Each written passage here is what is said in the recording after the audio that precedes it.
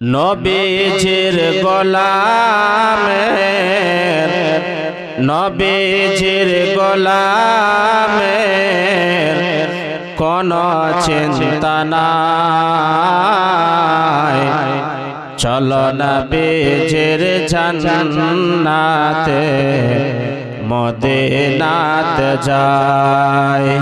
চলো নবীজির জান্নাতে মদিনাতে যাই। হাবিবে খুদা তুমি নবী কমলে ওয়ালা,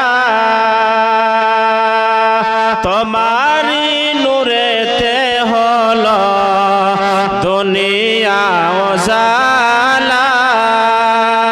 হাবিবে খুদা তুমি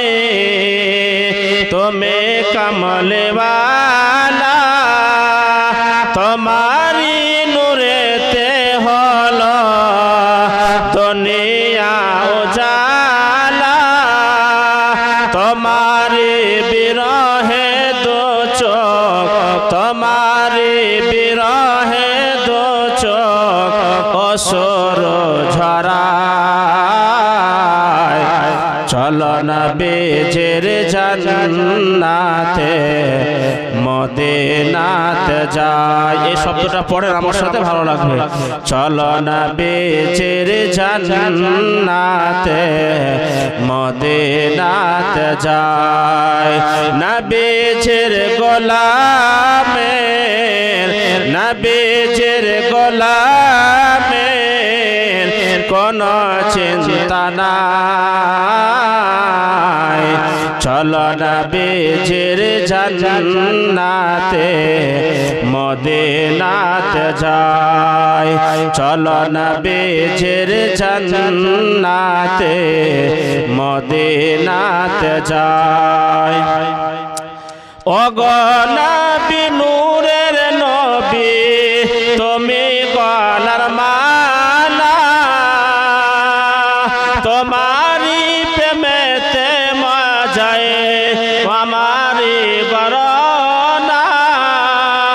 ওগো নবী নূরের নবী তুমি গলার মালা, প্রেমেতে মজায় আমায় করোনা ও তালা। পাগল সাজিয়া জানো, পাগল সাজিয়া জানো তোমার দিদার পাই। আমিন বলেন, সকলে পড়ুন আমিন।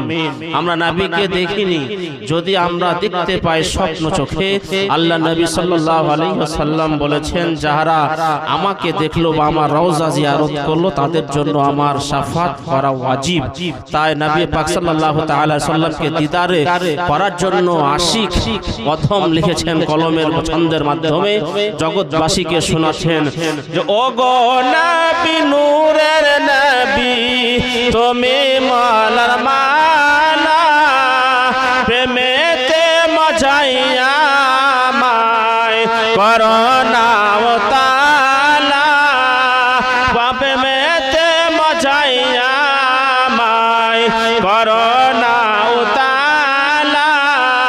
পাগল সাজিয়া জানো, পাগল সাজিয়া জানো তোমার দিদার পাই। চলো নবীজির জান্নাতে মদিনাতে যাই। চলো নবীজির জান্নাতে মদিনাতে যাই।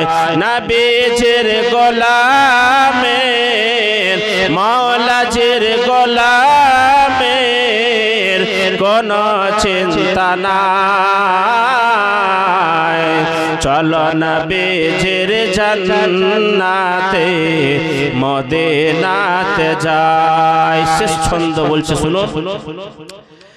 আল্লাহ তাআলা সর্বোপরি নবী কাছে বন্টনকারী। আল্লাহ তাআলা সর্বোপরি নবী কাছে বন্টনকারী, সে বন্টনে আমি যেন, সে বন্টনে আমি যেন অধিক দয়া পাই। চলো নবীজির জান্নাতে মদিনাতে যাই, চলো নবীজির জান্নাতে মদিনাতে যাই। নবীজির গোলামের, মৌলাজির গোলামের কোনো চিন্তা নাই। চলো নবীজির জান্নাতে মদিনাতে যাই। আল্লাহুম্মা সাল্লি আলা মাওলানা মুহাম্মাদ ওয়া আলা আলি সাইয়্যিদিনা মাওলানা মুহাম্মাদ। জোরে পড়ুন সাল্লাল্লাহু তাআলা আলাইহি ওয়াসাল্লাম। যাবতীয় প্রশংসা আছে বিশ্ব নিয়ন্তা মহান স্রষ্টা আল্লাহ তাআলার জন্য, যিনি প্রত্যেকটি মানব জাতির নিকটে উপস্থিত বা বিরাজমান, যে আল্লাহর গুণবাচক নাম হচ্ছে রহিম এবং রহমান। সে আল্লাহর অবতীর্ণ করা শেষ গ্রন্থের নাম হচ্ছে পবিত্র কোরআন। সে আল্লাহর শুকরিয়া অর্থে কৃতজ্ঞতা পালনের উদ্দেশ্যে সবাই মিলে যৌথভাবে কালামুল্লাহর ভাষায় নেকি পাওয়ার আশায় সকলে পড়ুন আলহামদুলিল্লাহ। তাহার পরে পরে দুরূদে কামিলা নাজিল হোক সে রাসূলের প্রতি, যিনি সকল সৃষ্টি পূর্বে সৃষ্টি, যে নবীর নাম সকল মিষ্টি দ্রব্য অপেক্ষা বেশি মিষ্টি, যে নবীর নামের উসিলাতে শুধু মক্কা মদিনাতে নয় বরং সারা জগতে হয় রহমতের বৃষ্টি, যিনি নুরুন নবী মুআমিন আল্লাহর মরুদ দুলাল মক্কার হেলাল তথা নবী মুহাম্মদুর রাসূলুল্লাহ সাল্লাল্লাহু তাআলা আলাইহি ওয়াসাল্লামের প্রতি লক্ষাধিক দরুদ এবং সালাম শান্তির ধারা ও পারা অর্পিত হোক, বর্ষিত হোক। সকলেই পড়ুন আল্লাহুম্মা আমিন।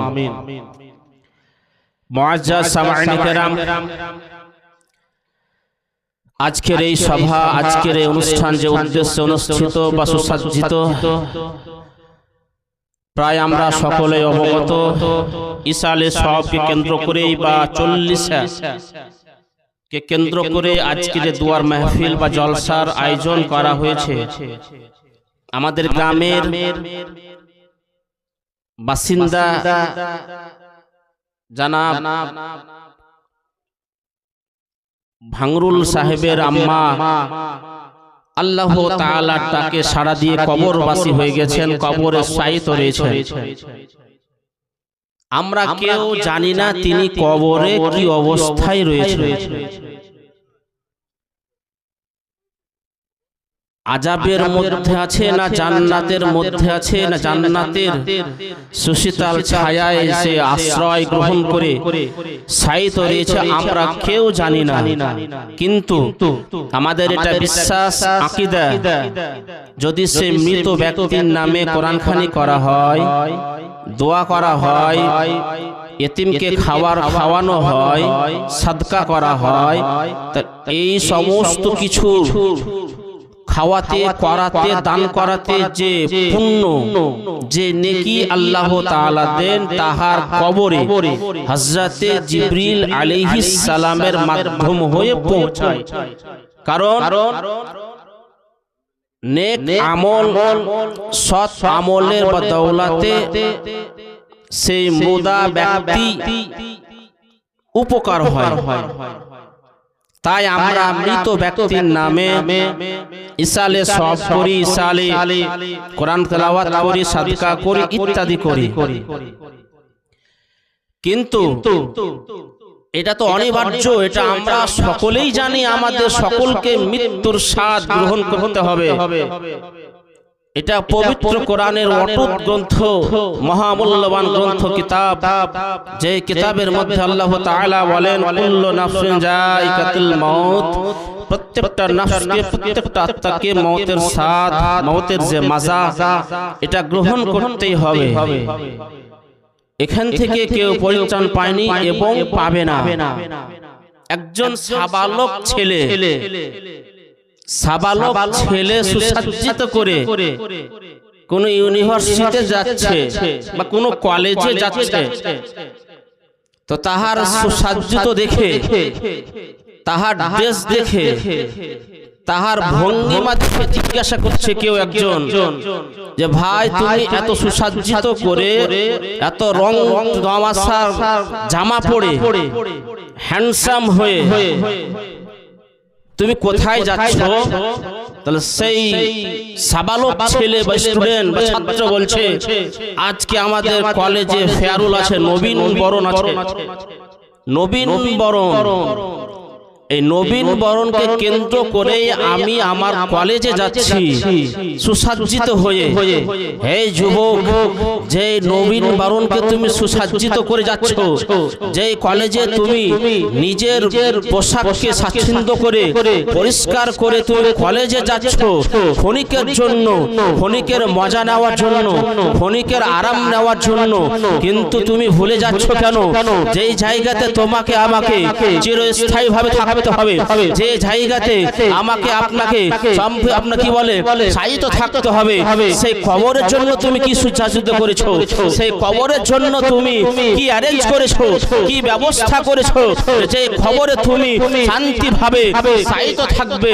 তাহলে বুঝতে পারা যায় তুমি কলেজে যাওয়ার জন্য এত সুন্দর করে সুসজ্জিত করছো, নতুন ড্রেস পরছো, নতুন ব্যবস্থাপনা করছো। অতএব তুমি ক্ষণিকের জন্য স্বাদ গ্রহণের জন্য, কিন্তু কবরে আপনি চিরজীবিত থাকবেন, কবরে আপনি শায়িত থাকবেন। আপনি সেই কবরে আপনাকে থাকার জন্য আপনাকে কতটুকু ব্যবস্থা করতে হবে, কতটুকু আপনার প্রয়োজন, যে কবরে যতটুকু প্রয়োজন ততটুকু আপনাকে সুসজ্জিত করে আমল করে আপনাকে সৎ কাজ করে তবেই তো আপনি সেই কবরে আপনি সঠিকভাবে সঠিক জায়গায় থাকতে পারবেন। বলার উদ্দেশ্য যে এটাই, দুনিয়াবি ক্ষেত্রে আমরা সুসজ্জিত হই, আমরা দুনিয়াবি ক্ষেত্রে রং তামাশার ক্ষেত্রে আমরা নাম কামাবার জন্য, আমরা নিজেকে আপনার কি বলে উন্নতি শিখরে নেওয়া যাওয়ার জন্য আমরা বিভিন্ন পন্থা বা পথ অবলম্বন করে থাকি। কিন্তু মুআজ্জাজ সামাইনে কেরাম, যে খবরে আপনাকে আমাকে যেতে হবে, যে খবরে আপনাকে আমার জায়গা হবে, সেই কবরকে সুসজ্জিত করতে, আপনার নামায় আমালকে সুসজ্জিত করতে আপনার উচিত হবে, আপনাকে উচিত হবে আপনাকে সৎ কাজ করা, আপনার উচিত আছে আপনাকে অবৈধ কাজকে ছেড়ে দেওয়া, আপনার উচিত হবে আপনাকে হালাল রুজিকে আপনার অন্বেষণ করা, আপনার উচিত হবে শরীয়ত সম্মত জিন্দেগি যাপন করা। আল্লাহ তাআলা আমাদের আপনাদের সকলকে মওতের মালিক যিনি আল্লাহ, যে আল্লাহ আপনাকে আমাকে বাঁচিয়ে রেখেছেন, যে আল্লাহ আপনাকে আমাকে রুজি রোজগার দিচ্ছেন, যে আল্লাহ তাআলা আপনাকে আমাকে চলার শক্তি, আপনাকে আমাকে বলার যে ক্ষমতা বা বল দিচ্ছেন, সেই আল্লাহ শুকরিয়া অর্থে আপনি কতদিন দিনের মধ্যে কবার আল্লাহ তাআলা শুকরিয়া জ্ঞাপন করেন, আল্লাহ তাআলার কতবার আপনি আপনার কি বলে শুকরিয়া আপনি জ্ঞাপন করেন? তাহলে মুআজ্জাজ সামাইনে কেরাম, যে মুআজ্জাজ আল্লাহ তাআলা আপনাকে আমাকে বাঁচিয়ে রেখেছেন, যে আল্লাহ আপনাকে আমাকে এত সুন্দর করে সুসজ্জিত করে আপনাকে আমাকে পৃথিবীতে পাঠিয়েছেন, একটা তো উদ্দেশ্য আছে। আপনার যেমন উদ্দেশ্য ছিল কলেজে নবীন বরণ হবে, আপনার যেমন উদ্দেশ্য আছে প্রাইভেটের ছাত্র বিদায় হবে, আপনার যেমন উদ্দেশ্য রয়েছে স্কুলে ফেয়ারুল হবে, আপনার যেমন উদ্দেশ্য রয়েছে কোন একটা অনুষ্ঠান হবে, আপনার উদ্দেশ্য যেমন ঠিক তেমনই আপনার উদ্দেশ্য ঠিক করতে হবে। কোন দিকে? হাদিস কোরআনের দিকে। এইখানে আপনি শায়িত থাকবেন সেই জায়গাতে আপনাকে উজালা করতে হবে, যেই জায়গাতে আপনি শায়িত থাকবেন সেই কবরকে, অন্ধকার কবরকে আপনার কি বলে আপনার লাইট বা আলোকিত করার জন্য আপনাকে সে ব্যবস্থাপনা করতে হবে। আল্লাহ তাআলা বললেন লা ইউকাল্লিফুল্লাহু নাফসান ইল্লা উসআহা, হে আমার বান্দা বান্দীরা, আমি আল্লাহ তোমাদেরকে সৃষ্টি করেছি, আমি আল্লাহ তোমাদেরকে তৈরি করেছি, আমি আল্লাহ তোমাদেরকে রিজিক দিই, আমি আল্লাহ তোমাদেরকে চলার বা বলার ক্ষমতা রাখি, আমি আল্লাহ তোমাদেরকে চলাফেরা করার ক্ষমতা দিয়েছি। অতএব আমি আল্লাহ তোমাদেরকে এমনি তৈরি করি নাই, আমি তোমাদেরকে সৃষ্টি এমনি করি নাই, আমি তোমাদেরকে সৃষ্টি করেছি একমাত্র একমাত্র আমার ইবাদত করার জন্য, আমার বান্দেগি করার জন্য, আমার জিকির ও আজগার করার জন্য। মুআজ্জাজ সাহাবায়ে কেরাম, আজকে আল্লাহ তাআলা আপনাকে হলো ইবাদত করার জন্য আল্লাহ স্বয়ং তৈরি করেছেন, সৃষ্টি করেছেন। কিন্তু মুআজ্জাজ সাহাবায়ে কেরাম, সে আল্লাহ জিকির থেকে আমরা গাফিল রয়েছি, সে আল্লাহ তাআলার ইবাদত থেকে আমরা পরিত্রাণী বলে কান ফিরিয়ে নিয়েছি। আমরা সে আল্লাহ তাআলার জিকির ও আজগার থেকে আমরা নিজেকে দূরে সরিয়ে নিয়েছি। মুআজ্জাজ সাহাবায়ে কেরাম, কতক্ষণ থাকবেন দূরে সরিয়ে? যতক্ষণ আপনি থাকবেন ততক্ষণ পর্যন্ত আপনার বল থাকবে শরীরে।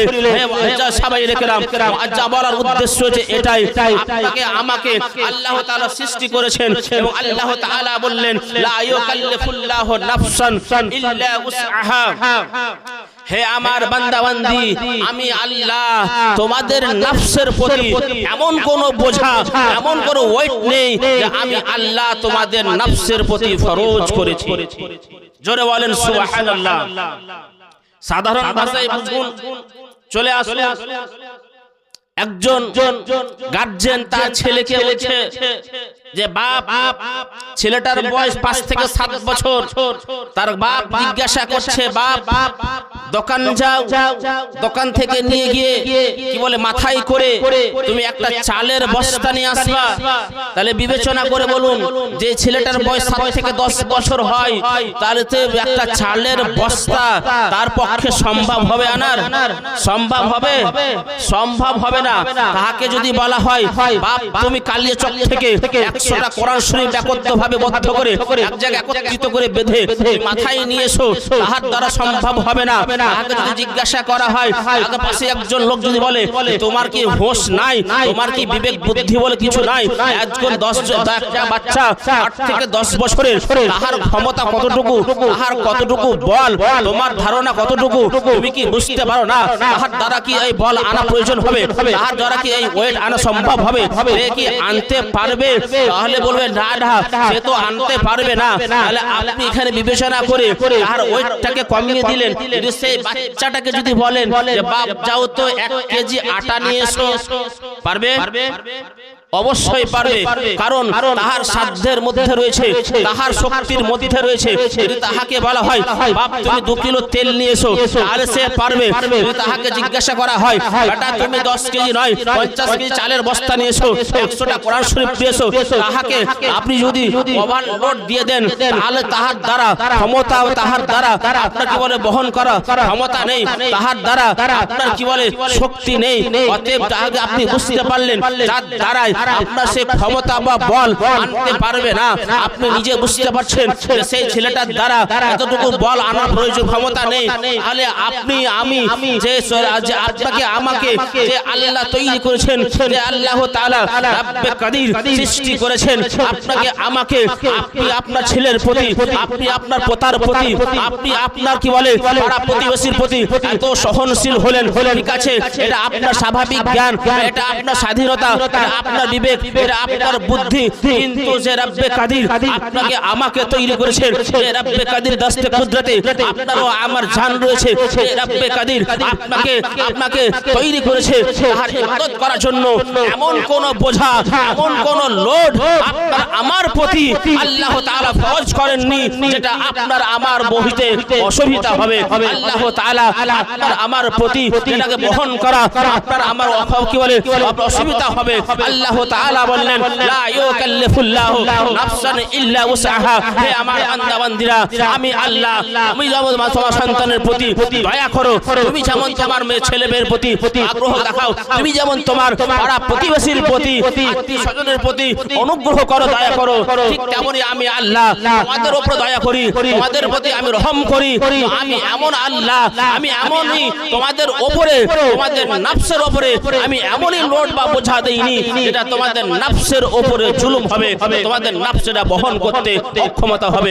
বলার উদ্দেশ্য যে এটাই, আল্লাহ তাআলার আমরা সকলেই বান্দা, যে আল্লাহ তাআলার আপনাকে আমাকে চলার শক্তি দান করেছেন, সেই আল্লাহর আজকে ইবাদত থেকে আমরা পিছিয়ে। নামাজ যদি জিজ্ঞাসা করেন, নামাজ আপনার আমার প্রতি ফরজ, কিন্তু কখন ফরজ করা হয়? সাবালক সাবালিকা হলে নামাজ এবং রোজা ফরজ করা হয়। যাকাত এবং আপনার হজ, এটা মালিকের নেশাব হলে আপনার ফরজ করা হয়। তাহলে